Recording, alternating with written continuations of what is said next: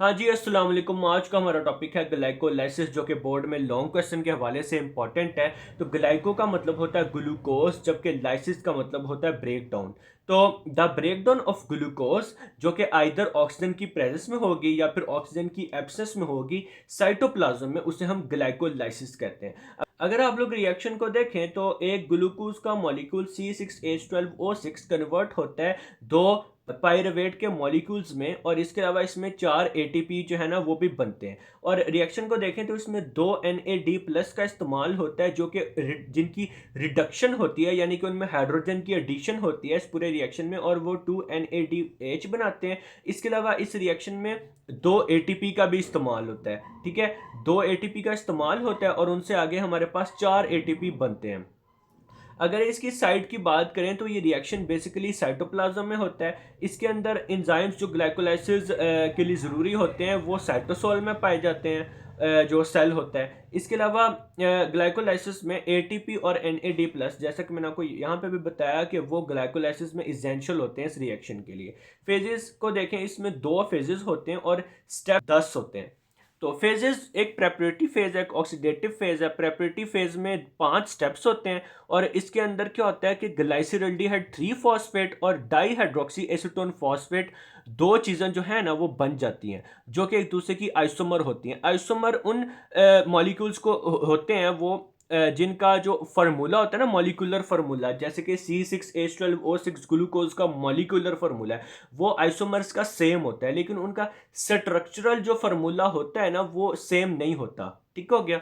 दूसरा फेज होता है ऑक्सीडेटिव फेज। इसके भी 5 स्टेप हैं और इसके अंदर 2 मॉलिक्यूल्स बनते हैं पायरुवेट के, और बेसिकली वही एंड प्रोडक्ट होता है। और ग्लाइकोलाइसिस में हम ग्लूकोज से पायरुवेट ही जो है ना वो बनाते हैं। तो सबसे पहले हमारे पास आ जाएगा प्रेपरेटरी फेज, जिसके अंदर हम एक ग्लूकोज के मॉलिक्यूल को 2 ग्लाइसिरल्डिहाइड 3 फॉस्फेट के मॉलिक्यूल्स में कन्वर्ट होता हुआ देखेंगे। तो ग्लूकोज में आपको पता है कार्बन 6 प्रेजेंट होते हैं, इसलिए हम इसको C6 कहेंगे। इसके बाद हम इसमें एक ATP ऐड करेंगे और ATP ADP में कन्वर्ट हो जाएगा, तो ग्लूकोज हमारे पास बन जाएगा ग्लूकोज 6 फॉस्फेट। 6 फॉस्फेट का मतलब ये है कि 6वें पोजीशन पे 6वें कार्बन के साथ फॉस्फेट लगा हुआ है, और यही वजह है कि इसकी एब्रीविएशन में C6P लिखा हुआ है। फिर ग्लूकोज से बन जाएगा ग्लूकोज का आइसोमर फ्रक्टोज 6 फॉस्फेट, क्योंकि ग्लूकोज और फ्रक्टोज का मॉलिक्यूलर फार्मूला सेम होता है लेकिन स्ट्रक्चरल फार्मूला सेम नहीं होता, लेकिन आइसोमर में ये कन्वर्ट हो जाएगा ग्लूकोज 6 फॉस्फेट फ्रक्टोज 6 फॉस्फेट में, जिसे हम C6P ही कहेंगे। फिर फ्रक्टोज 6 फॉस्फेट में हम ATP दोबारा से ऐड करेंगे और ATP ADP में कन्वर्ट होगा, और हमारे पास बन जाएगा फ्रक्टोज 1,6 बिस फॉस्फेट। बिस का मतलब है कि 2 फॉस्फेट हो गए हमारे पास, और 1 का मतलब यह है कि एक एक जो फॉस्फेट है वो पहले पोजीशन पे प्रेजेंट है और दूसरा 6वें पोजीशन पे प्रेजेंट है। पोजीशन का मतलब ये है कि पहले और 6वें कार्बन के साथ। तो अब फ्रक्टोज 1,6 बिस फॉस्फेट टूट जाएगा और बना देगा ग्लाइसिरल्डिहाइड 3 फॉस्फेट, जिसमें कार्बन 3 प्रेजेंट होंगे, और बना देगा डाईहाइड्रोक्सी एसीटोन फॉस्फेट, उसमें भी जो कार्बन होंगे वो 3 ही प्रेजेंट होंगे।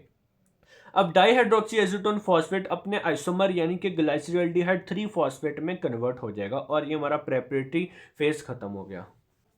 तो अब हम लोग बात कर लेते हैं ऑक्सीडेटिव फेज की। तो अब क्या होगा कि जो एक साइड, दोनों साइडों पे आपको पता है ग्लाइसिरल्डिहाइड 3 फॉस्फेट है, तो इसमें क्या है कि हम NAD+ का इस्तेमाल करेंगे और NAD+ से बनेगा NADH, और यहाँ पे भी यही होगा कि NAD+ से बनेगा NADH, यानी कि इसकी रिडक्शन हो रही है। हम हाइड्रोजन को ग्लाइसिरल्डिहाइड 3 फॉस्फेट से दोनों साइडों पे निकाल रहे हैं, और दोनों साइडों पे हम फॉस्फेट भी ऐड कर रहे हैं। वो फॉस्फेट जो है पहला आपको पता है 3rd पोजीशन पे था, दूसरा फॉस्फेट पहली पे लग जाएगा कार्बन के, तो हमारे पास बन जाएगा 1,3 बिस फॉस्फोग्लिसरेट, और यहाँ पे भी 1,3 बिस फॉस्फोग्लिसरेट।